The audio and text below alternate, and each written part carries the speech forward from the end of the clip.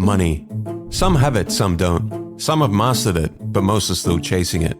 You may think of money as just numbers and spreadsheets and math, or an equation that needs to be solved. But the real financial decisions are made far away from calculators, around dinner tables with ego, pride, fear, and personal history. The true nature of money is the dance between the cold arithmetic of a spreadsheet and human nature. When it comes to money, we are complicated creatures, and financial success is not so much about how much you know, but how you behave. This video was inspired by Morgan Housel's amazing book, The Psychology of Money. Let's delve into the strange and human side of money.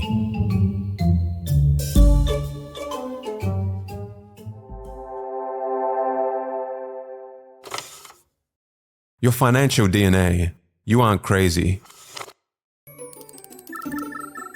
We all come from different generations, with parents earning different incomes and holding different values, living in various parts of the world, born into different economic environments with varying incentives and varying opportunities. We all have very different experiences towards money. Take for example the stock market and inflation. People born in 1970 saw an almost tenfold increase in the S&P 500 during their teens and 20s, leading most to have a positive view of the stock market and a higher inclination to invest. People born in the 1950s, however, saw the stock market go nowhere in their teens and 20s, leading to a more negative view of the stock market and less inclination to invest. People born into the 1960s experienced significant inflation during their teens and 20s, leading to a higher awareness and a more negative view of inflation and its effects. People born in 1990 experienced relatively low inflation during their lifetime, leading to less concern and awareness of its effects. A person's experience with the stock market and inflation during their formative years greatly shapes their attitudes and behaviors towards investing and financial decision-making. People justify every financial decision they make based on the information they had at that moment and their mental model of the world, which has been passed on to them from their parents and is shaped by their unique life experiences. Although they can be misinformed, lack information, or make bad decisions, their actions make sense to them in that moment and align with their own personal story. According to Housel, people do some crazy things with money, but no one is crazy. We all have unique worldviews, and since there is no universally correct way to manage money successfully, none of us are crazy. We make financial decisions based on our personal life experiences and our worldview. Financial decisions are often not made purely on logical or mathematical grounds, but are shaped by your unique experiences and worldview. Be wary of one-size-fits-all financial advice, as what may seem irrational to others could make perfect sense to you. Compound Kings. There is no doubt that Warren Buffett is considered one of the greatest investors of all time. What is staggering is that $81.5 billion of Warren Buffett's $84.5 billion net worth was earned after he reached his mid-60s. Housel explains that few pay enough attention to this simplest fact. Buffett's fortune isn't due to just being a good investor, but being a good investor since he was literally a child. As a result of investing from the early age of 10, Buffett was able to harness the power of compounding. So what is compounding in a nutshell? Let's say you invest $1,000 at an interest rate of 8%. Your initial investment would earn you $80 after 1 year. If you compounded your total of $1,080 at 8% interest the next year, you would now earn $86.4. You've earned money on your initial investment as well as the interest you earned on the principal.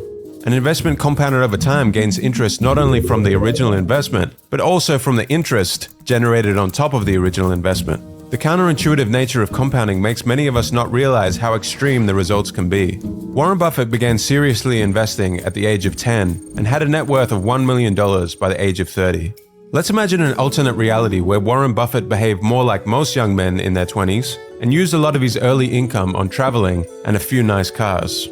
If he started with a net worth of $25,000 at the age of 30 and retired at 60, but continued to generate the amazing returns that he does of around 22% annually, his net worth today would be around $11.9 million, which is 99.9% less than his actual net worth today of $84.5 billion. Warren Buffett's financial success can be attributed to the financial base he built in his early years and his longevity in investing. His skill is investing, but his secret to success is time and the power of compounding. Consider this from another perspective. The richest investor of all time is Warren Buffett. However, in terms of average returns, he is not the greatest. Jim Simons, for instance, is a hedge fund manager who has compounded money at a staggering 66% annually since 1988. a much higher rate than Buffett. The net worth of Simons, however, is $21 billion, which is 75% less than Buffett's. How is this possible? According to Housel, the reason for this is that Simons wasn't able to find his stride in investing until he was 50 years old, effectively giving him less than half as many years to compound as Buffett. Housel estimates that if he had invested over a time frame as long as Buffett, his net worth today would be 63 quintillion, 900 quadrillion, 781 trillion, 780 billion, 748 million, $160,000. It's important not to underestimate the power of compounding. No matter how counterintuitive the results of compounding may seem, they should never be ignored. People often focus on short-term gains, overlooking the long-term impact of compounding. Understanding and leveraging the power of compounding is crucial for long-term financial success. It's not about making quick high returns, but about consistent long-term growth. Pessimism and money. Optimism is a belief that the odds of a good outcome are in your favor over time, even if there are setbacks along the way. But when it comes to money, we all have a bias towards pessimism that we hold dear in our hearts. Looking back, however, things have generally improved over the years. So what is it about pessimism that we are inclined to embrace rather than optimism? The answer is because good things take time and don't happen overnight. Money is a subject that attracts pessimism for a variety of reasons. Let's start with the fact that money matters to all of us. When we hear about something bad happening in the economy, we're more likely to pay attention. For example, a 40% decline in the stock market over 6 months is likely to attract attention immediately and may even attract government intervention. However, the incremental nature of a 140% gain over 6 years can go largely unnoticed. Every year, 500,000 Americans are saved by the progress of medicine over the last 50 years. Slow progress, however, attracts less attention than quick, sudden losses, such as terrorism, plane crashes, and natural disasters. There are many overnight tragedies, but few overnight miracles. To be practical, we don't have to be pessimistic. Despite setbacks, we can hold on to the belief that over time, the odds of a positive outcome are in our favor. When watching the news highlighting a stock market crash, economic woes, or other money problems, try to remember that things tend to improve over time. Don't let the allure of pessimism cloud your judgment. A balanced reality-based optimism, viewed over a longer time horizon, is often more rational for long-term success and can reveal opportunities you would miss with a pessimistic outlook. 2 forgotten elements. In 1968, there were roughly 300 million high school-age people in the world, and of those 300 million, 300 students attended a small school in Seattle called Lakeside. Lakeside happened to be the only high school in the world at the time that had a professor with the foresight to lease a computer, the Teletype Model 30. This was no ordinary computer. It was advanced for the time, and the type of computer that even graduate students didn't have access to. And for one lucky student at Lakeside, this would change everything. That student was Bill Gates. From 300 million down to 300. So in 1968, there was roughly a 1 in a million chance of being a high school student with access to a computer. Bill Gates and his schoolmate Paul Allen would go on to create Microsoft together. Even as a teenager, Gates showed exceptional intelligence, hard work, and a vision for computers unlike anyone else. But going to Lakeside also gave him a 1 in a million competitive advantage and head start. And Gates is not shy about this. In 2005, he said, "If there had been no Lakeside, there would have been no Microsoft." What is not often mentioned in the early Microsoft story was a third member of this gang of high school computer prodigies, Kent Evans. Just as intelligent, just as visionary, Kent could have very well been one of the founders of Microsoft alongside Gates and Allen. However, that would not happen. A mountaineering accident took Kent's life before he graduated high school. The odds of a high school student being killed in a mountaineering accident are around 1 in a million. Just as the extremely rare stroke of luck would propel Bill Gates and Paul Allen to great success, Kent Evans would experience an extremely rare event with an encounter with what Housel calls the close sibling of luck, risk. Luck and risk are like the winds and the waves that determine the course of a sailboat. The sailor can control the rudder and the sails, but ultimately the direction and speed of the boat are influenced by external factors that cannot be fully predicted or controlled. The pursuit of success is full of twists and turns, and the role luck and risk play in shaping our lives is an important perspective to keep in mind. Understanding that success is a complex combination of factors, including both talent and luck, can help us approach our own financial decisions with greater humility and perspective. Be cautious in attributing your own successes or failures solely to your own actions. Acknowledge the roles of luck and risk. When learning from others, try to emulate broad patterns you encounter as opposed to extreme individual examples that often involve a high degree of luck or risk. These extreme cases are not easily replicable. The key to happiness. People want to become wealthier to make themselves happier, but according to Housel, the key to happiness is the ability to do what you want, when you want, with who you want, for as long as you want. The pursuit of material wealth has led to many people working harder and giving up more control over their time, despite being richer than ever before. However, studies show that having control over your life is the most dependable predictor of positive feelings of well-being, more than your salary, house size, or career prestige. Ultimately, controlling your time is the highest dividend money pays. Pursuing money without valuing time is like filling a bucket with a hole in it. No matter how much water you pour in it, it will continue to leak out. Similarly, no matter how much money you accumulate, it won't bring lasting happiness if you don't have control over your time and can't enjoy the fruits of your labor. Prioritize gaining control over your time when considering how to use or invest your money. The freedom to do what you want when you want is often more valuable than any material possession. Tail events. Heinz Berggruen, a man who fled Nazi Germany and settled in America, became one of the most successful art dealers of all time. He collected a massive amount of art, including works by famous artists like Picasso, Klee, and Matisse. In 2000, he sold part of his collection for over 100 million euros. But what was his secret to acquiring so many masterpieces? Was it skill? Was it luck? According to Horizon, a research firm, great investors buy vast quantities of art and hold on to them for a long period of time.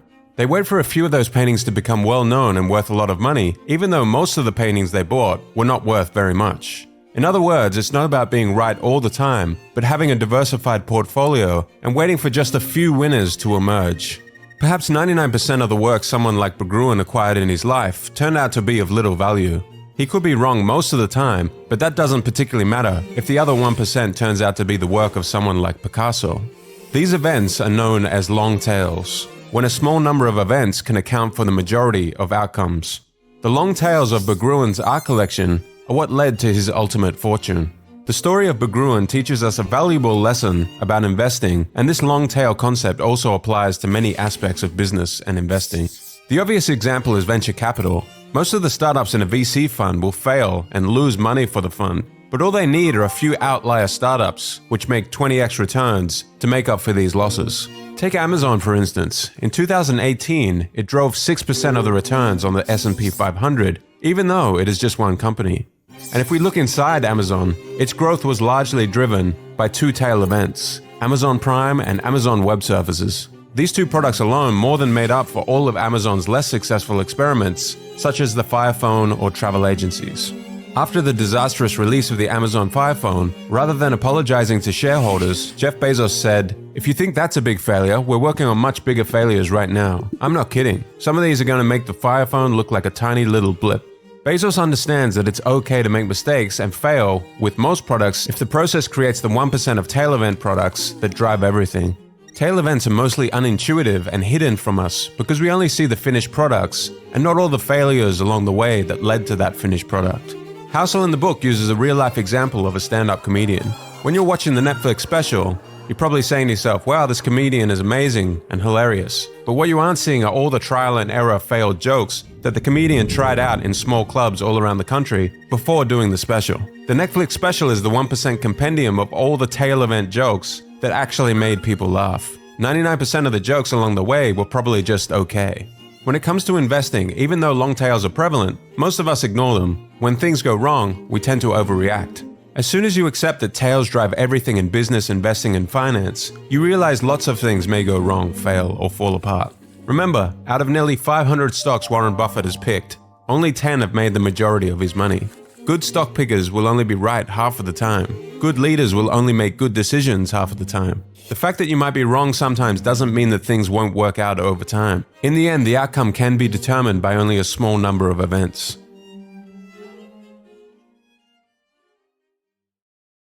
In investing in business, don't sweat frequent failures or average results. Success often hinges on a few major wins or tail events that outweigh your losses. True wealth versus being rich. It's so important to understand the difference between being rich and being wealthy. Richness is about your current income and the things that you own, while wealth is about the financial assets that you have yet to spend. True wealth isn't what you see, but what you don't. It's easy to assume that someone driving a Lamborghini is wealthy, but appearances can be deceiving. In reality, many individuals are living beyond their means and relying on debt to fund their flashy lifestyles. Wealth isn't about the cars you drive, the diamond rings, or the homes you own. It's about those financial assets that you have yet to spend. Accumulating wealth takes self-control and restraint. The diamonds, watches, and first-class upgrades that you decline all contribute to your overall wealth. It's easy to find rich role models who spend lavishly, but true wealth is hidden and therefore harder to imitate. We're conditioned to believe that having money means spending money, but the real key to building wealth is to save and invest the money you have. In fact, the only way to be wealthy is to not spend the money that you do have. The next time you see someone driving a fancy car or living in a big house, remember you can't judge wealth by appearances alone. The true key to wealth is self-control, restraint, building assets, and investing in your future.